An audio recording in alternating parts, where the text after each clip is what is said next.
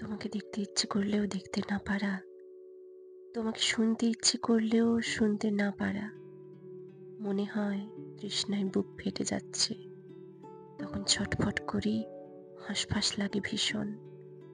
মানুষের সাথে কথা বলতে ইচ্ছে করে না, কোনো কাজ করতে ইচ্ছে করে না। বিরক্ত লাগে, অসহ্য লাগে। ঘরের এক কোণায় অন্ধকারের পাশে বসে থাকি, দুঃখের পাশে বসে থাকি। অদ্ভুত একটা বাজে অনুভূতি হয়, যা ভাষায় প্রকাশ করার মতো কোনো শব্দ তৈরি হয়নি।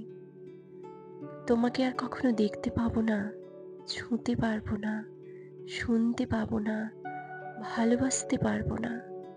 এর চেয়ে বাজে অনুভূতি আর নেই। প্রচণ্ড দুঃখে মানুষ কাঁদতে পারে না। আমার ভীষণ কান্না করতে ইচ্ছে করে, কিন্তু কান্না আসে না। দিন দিন পাথর হয়ে যাচ্ছি, যে পাথরের শরীর জুড়ে শুধু দুঃখ আর দুঃখ। এত দুঃখ আমি কোথায় রাখবো?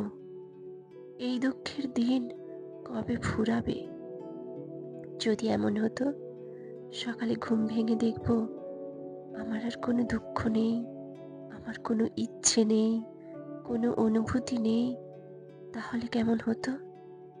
যদি একদিন ঘুম ভেঙে দেখি তুমি আমার পাশে শুয়ে আছো, তাহলে কেমন হবে?